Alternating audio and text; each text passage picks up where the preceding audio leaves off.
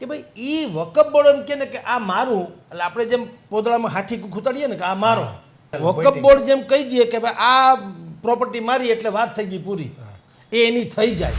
7.90 લાખ કરોડની પ્રોપર્ટી છે ભારતમાં.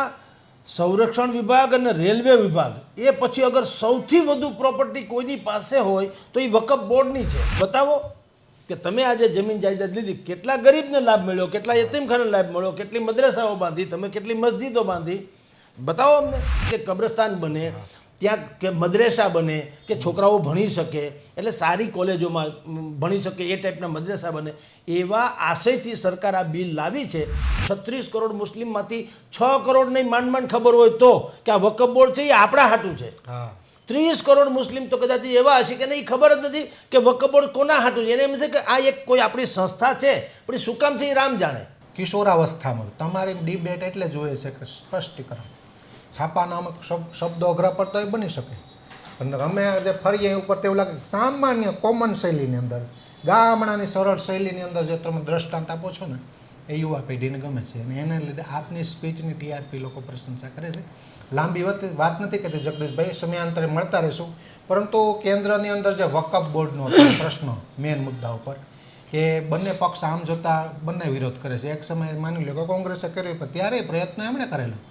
વકફ બોર્ડનો પ્રથમ તો આખો મુદ્દો સમજો છે શું, આ યુવા પેઢી સમજે તે માટે, અને આનાથી ફાયદો કોને થશે. આમ જોતા બંને પક્ષ પોતપોતાનો રોટલો શેકવા પ્રયત્ન કરે ઉપર છેલ્લું, પરંતુ વકફ બોર્ડનું આખું બંધારણ શું છે અને પાસ થશે એવું લાગશે તમારી રીતે 14 કે 15 મિનિટમાં આખો મુદ્દો સમજાવી. જુઓ, વકફ બોર્ડ અત્યારે જે છે એ કૌભાંડ છે. પહેલી વાત જ અચ્છા, એ કોઈ સંસ્થા ને બધું બંધારણ ને ફલાણું લીગલી બધું છે, પણ સત્યાનાશનો પાયો. શું કામ?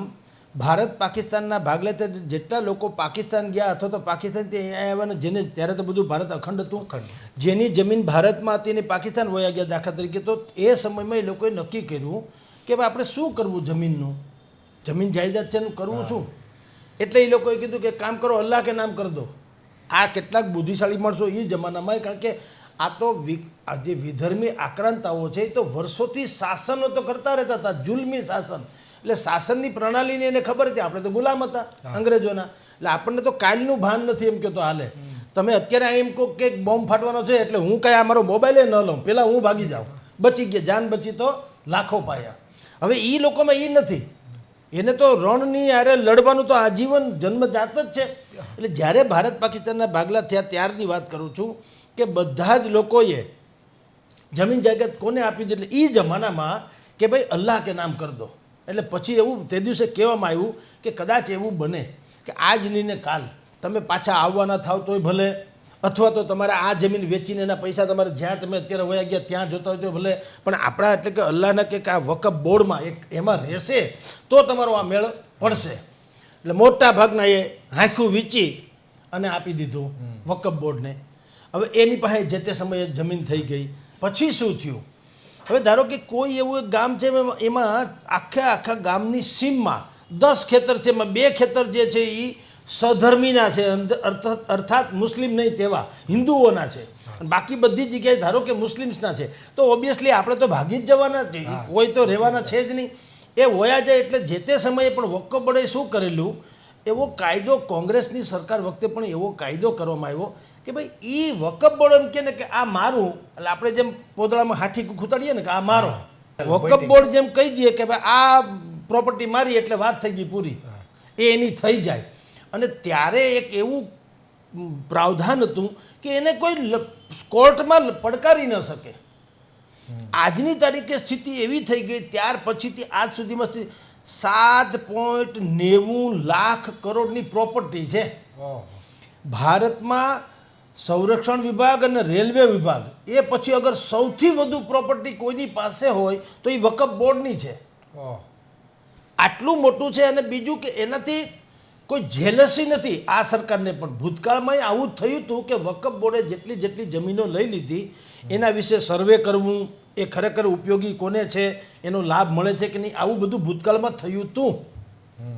પણ વોટ બેંકની જે નીતિ છે કે મુસ્લિમ સમાજ નારાજ થઈ જાય એટલે આ લોકોએ શું કર્યું ખબર છે, આપણી તમારી જાણ ખાતર પડદા નહીં જબ કોઈ ખુદા સે બંદો સે પડદા કરના ક્યાં, આને અડધું બહારનું ઉઘાડ્યું સરકારે. જો ભાઈ અમે સર્વે કરાવીએ છીએ, વકફ બોર્ડની જમીન પછી કબજે કરી લેવી પડશે, તમે દસ્તાવેજ બતાવો તો ઓલા થઈ ગયા ગાય જેવા. હા હા ભાઈ સાહેબ રહેવા દો, તો પછી અમને કહી દો બધા અમારે મત મળે એવું વ્યવસ્થા કરી દો. આ વર્ષો સુધી ચાલ્યું. અત્યારે જે નરેન્દ્ર મોદી સરકાર કરવા જઈ રહી છે, જે હવે તો જોઈન્ટ ઓલામાં પાર્લામેન્ટરી કમિટીમાં હોઈ ગયું, જેસીપીમાં હોઈ ગયું, પણ સરકાર શું કાયદો લઈ આવી કે ભાઈ તમારું એટલે કે વકફ બોર્ડની પાસે જેટલું છે તો રજિસ્ટર્ડ થયેલા કેટલી મિલકતો તમારી પાસે, પહેલાં તો અમને તમે જાણ કરો, એના દસ્તાવેજો છે એ અમને પુરવાર કરો. બીજું, તમે જ્યારે લીધી આ જમીનથી માંડીને જાયદાદ જે કાંઈ તમે લીધી એનો ઉપયોગ શું? તો જે તે સમયે એમ તમે એમ કીધું કે યતીમખાના માટે, ગરીબો માટે, જવાબદારો માટે અમે કરશું, આવી તેવી બધી વાતો કરેલી. તો તમે બતાવો કે તમે આજે જમીન જાયદાદ લીધી, કેટલા ગરીબને લાભ મળ્યો, કેટલા યતીમખાને લાભ મળ્યો, કેટલી મદ્રસાઓ બાંધી, તમે કેટલી મસ્જિદો બાંધી, બતાવો અમને. હવે એવું કાંઈ છે નહીં, બલકે થઈ શું ગયું છે, વકફ બોર્ડના નામે જે મેં તમને કીધું એમ 7.90 લાખ કરોડની જમીન કે મિલકત જે હોવાનું કહેવાય છે, એ બધું અમુક લોકોના હાથમાં છે. અને એ લોકોએ તો પાછું એણે પાછા હાટા દોઢા કરીને વેચી નાખ્યા, રૂપિયા ખાઈ ગયા, કટકટાવી ગયા. ગુજરાતમાં પણ 300 કરોડની મિલકત જે છે એ ખાઈ ગયા. હમણાં ગઈકાલે તમે લોકોએ છાપામાં છાપ્યું કે ટોટલ જેટલી મિલકત છે 7,000 જેટલી મિલકત છે, એમાંથી 2-3 હજાર રજિસ્ટર્ડ છે, બાકી એમનેમ છે, ઓને ઓન. એનો દુરુપયોગ થતો, બિલકુલ દુરુપયોગ. પછી તો શું છે, જેનો હાથમાં એના મોંમાં, જે કોઈ વકફ બોર્ડના નામે જ્યાં બોર્ડ નાખીને બેઠા હોય, હવે એમાંથી ધારો કે આપણી પાસે 20 એકર જમીન છે, હવે એમાંથી આ એક લાઈન છે, ધારો કે એ રોડ કાંઠાની છે, બાકી બધી અંદર છે, તો અહીંયા કોઈક એમ કે ભાઈ અમારે 10 દુકાન બનાવી છે, તો હું અહીં નાખે કોણ જોવા આવે છે? એટલે અહીંયા 10 દુકાનના પૈસા હું લઈ લઉં, દુકાને થઈ જાય, જમીન પાછી વકફ બોર્ડના નામે જ રહે, અને ખોટે ખોટા દસ્તાવેજ કે 10 દુકાનવાળા તો કામથી કામ હોય. આવી રીતે સમૂચા દેશમાં જેટલી પણ જમીન જાયદાદ વકફ બોર્ડની વર્ષોથી છે, એ લોકો એટલા બધા વિસ્તારતા ગયા અને માફિયા, લેન્ડ માફિયા બની ગયા.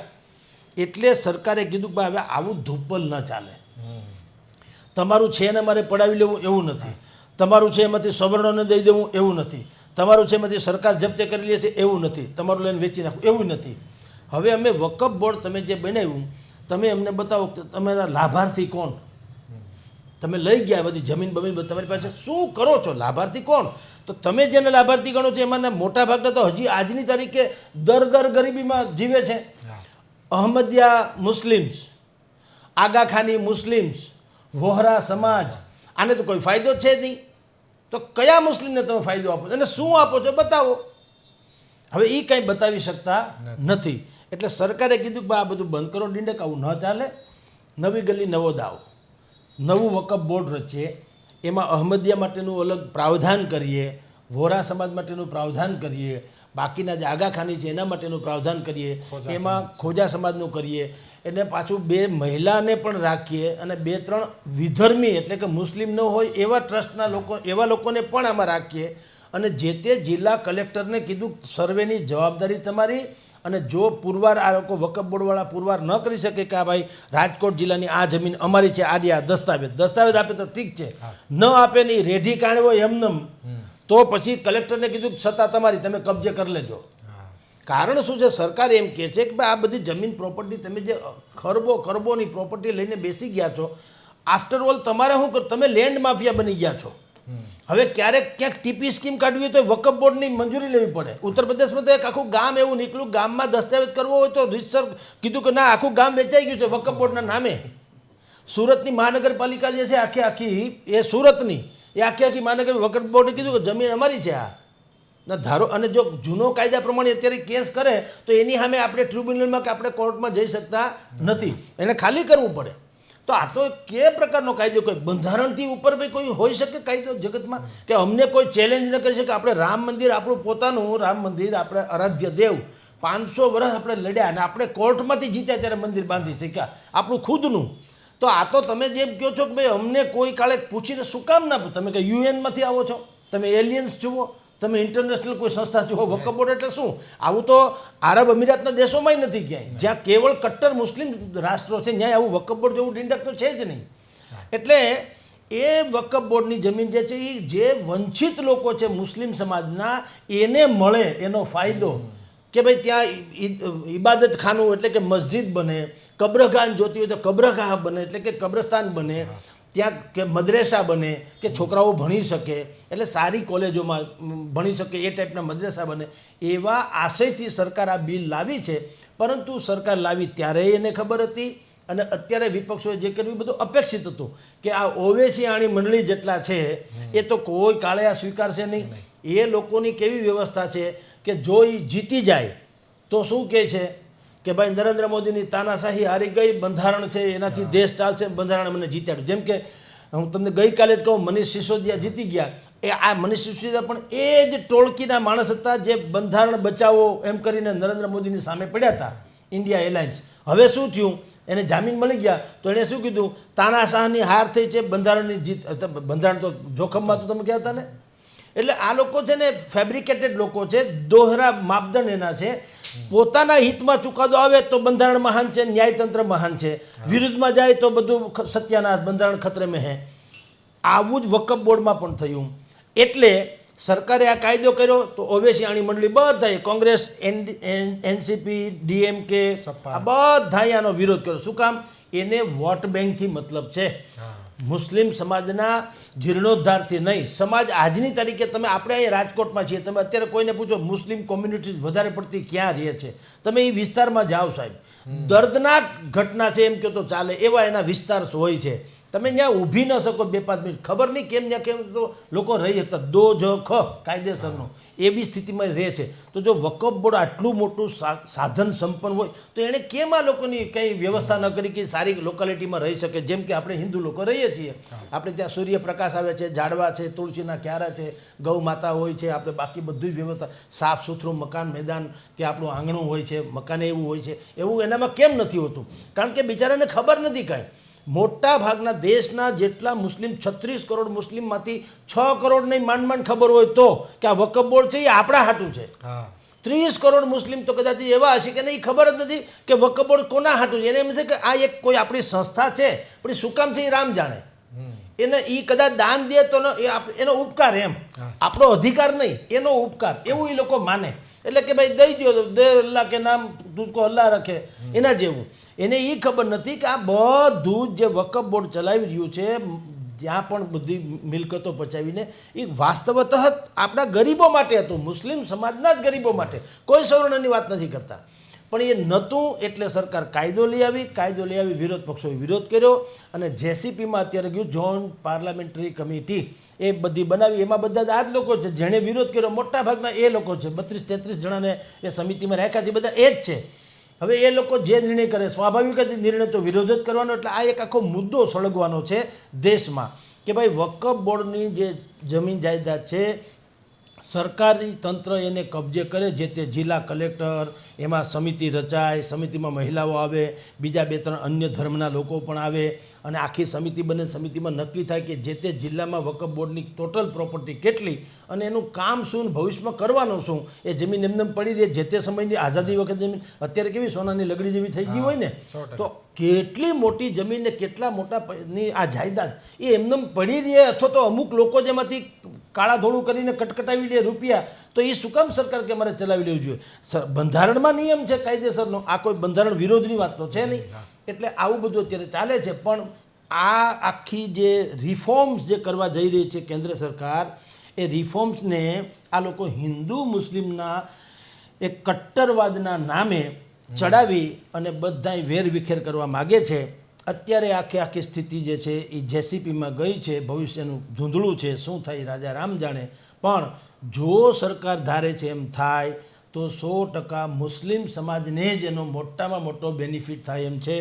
જમીનના માફિયાઓ અત્યારે જે આ મુદ્દો ઉખડ્યો એ કોર્ટમાં જે તે સમયે અરજીઓ જે થઈને એના આધારે ઉખડ્યો છે અને કોર્ટમાં લગભગ 125 જેટલી અરજી થઈ છે. એમાંથી મોટાભાગની અરજી પાછી મુસ્લિમ સમાજે કરેલી છે કે ભાઈ આ તમે વકફ બોર્ડના નામે બધું ચાલે છે, અમને તો કંઈ મળતું નથી. એટલે આમાં કોઈ હિન્દુને કંઈ થયું ને હિન્દુએ વિરોધ કર્યો ને હિન્દુ મુસ્લિમ જેવું છે જ નહીં. મેક્સિમમ જે અરજી આવી છે કોર્ટમાં એ મુસ્લિમ સમાજે કરેલી છે. એટલે નીર ક્ષીર તારવવા માટે થઈને સરકારે આ વ્યવસ્થા કરી હતી વકફ બોર્ડનું નવેસરથી પુનરોત્થાન કરીને. પણ આપણે બધાને અપેક્ષા હતી તેમજ આ જે વિપક્ષી ખેમો છે જેને વોટ બેંક છે મુસ્લિમ સમાજને ખાલી મતદારો જ આ લોકો જુએ છે, નાગરિક તરીકે જોતા નથી. આ વિપક્ષોની ખામી શું છે એ સમાજે સમજવું જોઈએ કે ભાઈ તમને વર્ષોથી આઝાદીથી માંડીને આજ સુધીમાં તમને લોકોને અત્યાર સુધી કહે છે, ભડકાવે છે હિન્દુની વિરુદ્ધમાં અને તમને મત આપવાનું કહે છે, તો મુસ્લિમ સમાજનો એક પણ વ્યક્તિ આજ સુધીમાં કહી શકે કે ભાઈ અમે મુસ્લિમ છીએ અને એટલે હિન્દુએ અમારી ઉપર અત્યાચાર કર્યો એવો ક્યાંય હોય તો બતાવો. અને એવરેજ જો એ અપવાદરૂપ ઘટના બતાવે તો અપવાદરૂપ ઘટના તો હિન્દુસ્તાનના અનેક લોકો અનેક શહેરોની બતાવી શકે કે ભાઈ તમારા તરફથી તો કાયદેસરનું આવું સત્યાનાશ થયું છે. અત્યારે બાંગ્લાદેશમાં શું થયું છે, હવે હિન્દુનો તો કોઈ વાંક નથી. કાયદા યુવતીઓના અપહરણ કરી ગયા છે, એની ઉપર રેપ થયા છે, આપણા મકાનોને બાળી નાખ્યા છે, મંદિરોને બાળી નાખ્યા છે. એક ઇસ્કોનનું મંદિર હતું, એના એક પૂજારી હતા, રોજ 50 લોકો મુસ્લિમ સમાજના જ 50 લોકોને જમાડીને પછી જમતા હતા. એ યતીમખાનામાં આ ડખો થયો અત્યારે સૌથી પહેલાં એણે મુસ્લિમ સમાજના લોકોએ એ મંદિરના બે પૂજારી હતા એને કાપી નાખ્યા. હવે આપણે તો કોકનું અન્ન ખાધું તો જવા દો, કોકનો ખાલી આપણો આશ્વાસન એ કોકે આપણને આપ્યું તો જિંદગી આખી એનો ગણ ન ભૂલીએ. પણ આ વફાદારી પણ જુઓ ટોળામાં આવે ત્યારે નથી રહેતી.